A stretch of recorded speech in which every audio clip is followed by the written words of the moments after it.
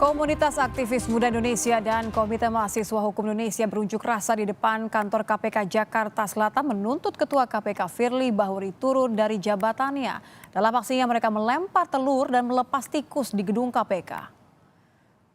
Masa berupaya masuk ke area kantor KPK dan selain melepas hewan pengerat, massa juga melempari telur ke arah kantor KPK. Dengan membawa atribut demo, para demonstran mengkritik KPK di bawah kepemimpinan Firly Bahuri.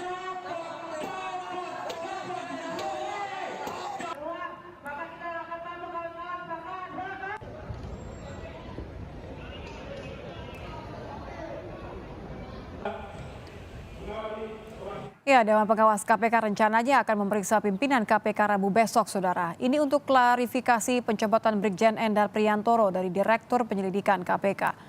Ketua Dewan Pengawas KPK, Tumpak Panggabean, menyebut ada pimpinan KPK yang rencananya akan dimintai klarifikasi Rabu besok.